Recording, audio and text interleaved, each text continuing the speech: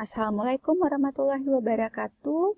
Kali ini kita akan bahas bagian pokok skripsi bab 3 metodologi penelitian. Nah, menurut buku pedoman penulisan skripsi, bab 3 metodologi penelitian itu terdiri dari beberapa subbab. Ya, ada subbab 3.1 lokasi penelitian, 3.2 data penelitian, 3.3 metode analisis data, 3.4 hipotesis. Nah, untuk hipotesis ini bisa dipakai, bisa tidak, tergantung nanti dengan jenis penelitiannya. Kemudian ada subbab 3.5 bagan alir penelitian. Nah, penjelasan untuk subbab 3.1 lokasi penelitian. Nah, lokasi penelitian ini nanti penjelasannya kalau dalam skripsi, kita bisa menceritakan cara menentukan tempat penelitian tersebut. Kemudian alasan mengapa tempat penelitian tersebut kita pilih. Nanti lokasi penelitiannya kita lengkapi dengan peta, Google Maps, atau sketsa dari kondisi existing lokasi penelitian. Kemudian 3.2 data penelitian, ini kita bagi dua nanti subbabnya. Ada titik 2.1 jenis dan sumber data. Nah, sumber data dan jenisnya ini ada dua ya, data sekunder dan data primer. Untuk data primer adalah data yang diperoleh langsung dari lapangan. Contohnya data hasil pengukuran di lapangan, data pengamatan atau observasi, data hasil survei, dan lain-lain. Kalau kita pakai data sekunder, ini artinya data yang diperoleh melalui orang lain, website, dinas terkait, atau melalui dokumen. Contohnya data dari dokumen PU, data dari website Badan Pusat Statistik BPS, kemudian dokumen shop drawing, dan lain-lain. Subbab berikutnya, ya, ada lagi 3.2.2 teknik pengumpulan data. Ya, untuk mengumpulkan data skripsi, ini kita bisa menggunakan survei. Nah, contohnya kalau menggunakan survei untuk penelitian skripsi teknik sipil, nanti ada penjelasan jadwal surveinya kapan, kemudian surveinya itu berapa jam, berapa banyak surveyor yang terlibat, apa saja tugas masing-masing surveyor, formulir surveinya bentuknya seperti apa, kemudian alat dan bahan yang dipakai untuk survei apa saja.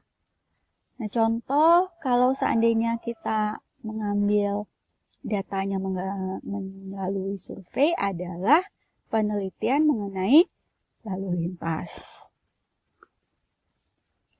Kemudian ada lagi teknik pengumpulan data lainnya mengenai observasi. Nah, observasi adalah metode pengumpulan data yang dilakukan dengan mengamati dan mencatat secara sistematik gejala-gejala yang diselidiki. Ada penjelasan langkah kerja observasi dan tabel hasil pengamatan. Contoh metode observasi ini bisa kita pakai pada saat penelitian eksperimen pembuatan benda uji di laboratorium. Kemudian ada lagi teknik pengumpulan data melalui wawancara. Adalah proses tanya jawab dalam penelitian yang berlangsung secara lisan, di mana dua orang atau lebih bertatap muka mendengarkan langsung informasi atau keterangan. Nah, biasanya kalau pakai metode wawancara ini, kita lengkapi dia dengan daftar pertanyaan, kemudian dokumentasi berupa foto atau video hasil wawancara. Nah, kalau kita lihat kelebihan dan kelemahan metode wawancara ini, ya, kelebihannya dia termasuk metode yang paling baik untuk menilai keadaan pribadi. Kemudian tidak mengenal batas umur dan pendidikan subjek yang mau kita wawancara, selama dia masih dapat memberikan jawaban. Kemudian untuk penelitian sosial, metode wawancara ini bisa sebagai pelengkap nanti. Nah, kemudian metode wawancara ini juga dipakai sebagai alat verifikasi data. Sedangkan kelemahannya, dia kurang efisien, kemudian masih terbatas karena dia tergantung kesediaan, kemampuan, dan keadaan subjek. Kemudian wawancara itu sangat mudah dipengaruhi oleh keadaan sekitar. Kelemahan yang lain adalah perannya harus benar-benar menguasai subjek. Jadi yang kita wawancarai itu tidak bisa sembarangan orang. Dia harus yang benar-benar menguasai subjeknya.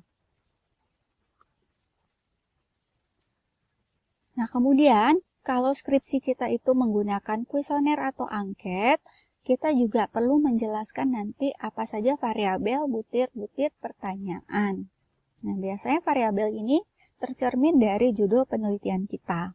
Dari variabel, kita nanti pecah lagi dia, penjelasannya menjadi subvariabel, kemudian nanti dipecah lagi dia menjadi indikator, kemudian dipecah lagi dia menjadi deskriptor.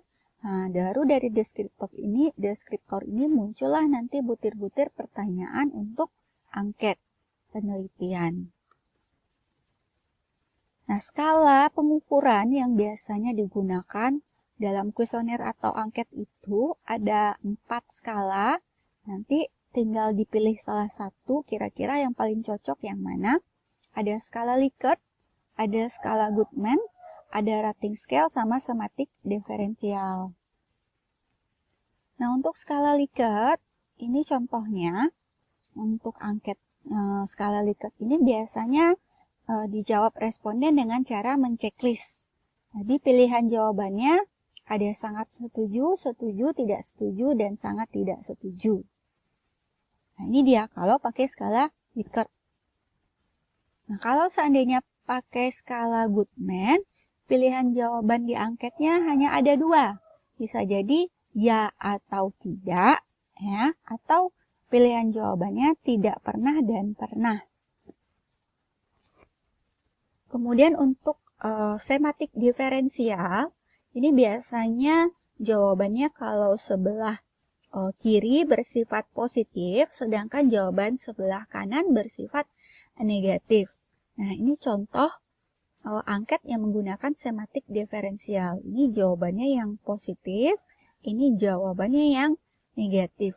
Nah, jadi nanti responden tinggal pilih kira-kira jawabannya nanti akan lebih cocok ke yang mana. Nah, ini diberikan skala juga pengukurannya. Kalau misalnya jawabannya positif, berarti nanti pengukurannya nilainya besar. Tapi kalau seandainya jawabannya negatif, nilainya nanti kecil. Kemudian ada rating scale. Nah, rating scale ini interval jawaban di angketnya memakai angka juga. Ya, biasanya angka 1 ini nilainya rendah, kemudian angka 4 ini adalah nilai yang paling tinggi. Ini contohnya kalau kita pakai rating scale, ya. Ini ada di angket, ada pertanyaannya, kemudian ada interval jawaban. Nah, interval jawabannya ini ada angka 4, 3, 2, 1, yang nanti bisa dipilih oleh responden. Nah, kalau dia pilih nanti angka 4, berarti ini artinya sangat baik. Kalau dia pilih jawabannya 3, berarti cukup baik. Kalau dia pilih 2, berarti kurang baik. Kalau dia pilih 1, artinya sangat tidak baik. Kemudian untuk angket dan kuesioner itu nanti kita jelaskan juga tentang populasi dan sampel. Nah, populasi ini artinya subjek atau objek yang akan kita teliti. Biasanya untuk populasi ini jumlahnya besar, ya. Sehingga kalau kita paksakan populasi ini tidak efisien untuk penelitian, terlalu boros. Nah, solusinya adalah untuk angket atau kuesioner, kita bisa sebarkan dia ke sampel saja.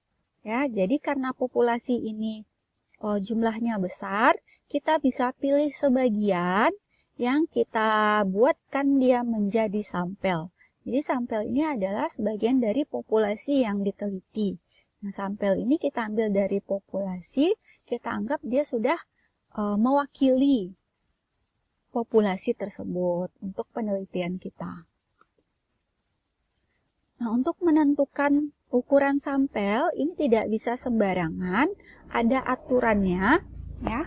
Jadi menurut buku statistik, sampel itu berapa jumlahnya bisa kita cari menggunakan tabel Kretschy dan Morgan. Kemudian bisa juga kita menggunakan tabel Isaac dan Michael atau menggunakan rumus Slovin. Nah, jadi ini dipilih salah satu untuk menentukan berapa banyak sampel penelitian kita.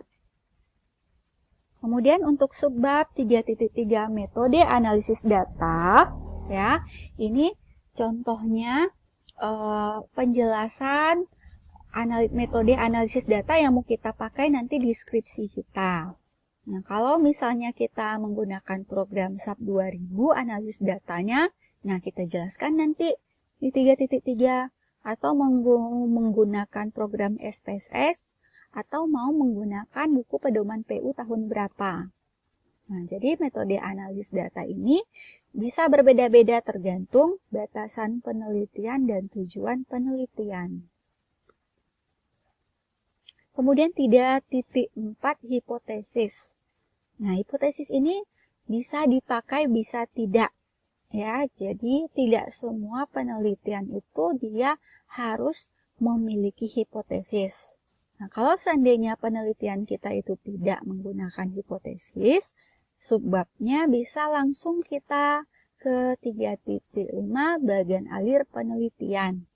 Nah, bagan alir penelitian ini ada juga yang menyebutnya diagram alir atau flowchart.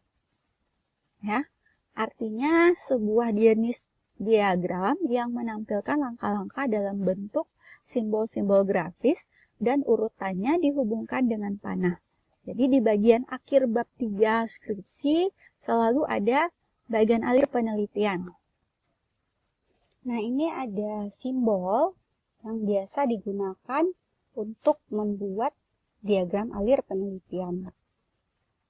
Jadi kalau kita lihat pada skripsi itu bagan alir penelitian itu ini dia contohnya.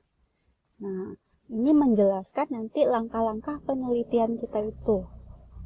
Ini ada mulainya awal, kemudian studi pustaka dikumpulkan, baru nanti kumpulkan data, ada data primer, ada data sekunder, kemudian nanti datanya kita analisis, kita bahas, buat kesimpulan, nah baru selesai penelitiannya. Jadi bagan alir ini untuk menjelaskan langkah-langkah penelitian. Nah, di sini bisa dilihat bentuk dari simbol bagan alirnya berbeda-beda ya. Kalau dia mulai dan selesai, ini bentuknya sama elips.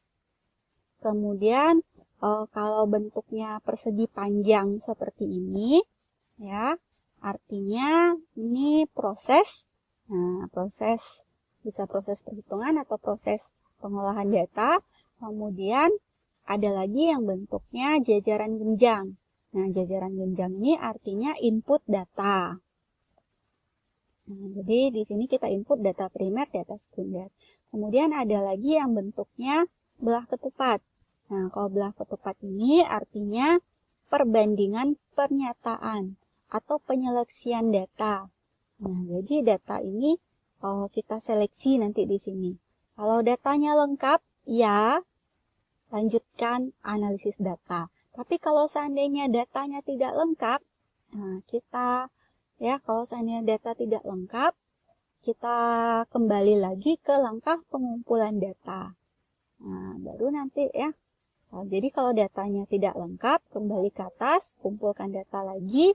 Kalau datanya lengkap, lanjut ke analisis data. Nah, jadi simbol-simbol yang ada di diagram alir ini dia punya arti. Jadi tidak bisa sembarangan kita buat simbol bagan alirnya. Nah, ini yang dimasukkan ke dalam akhir bab 3 skripsi.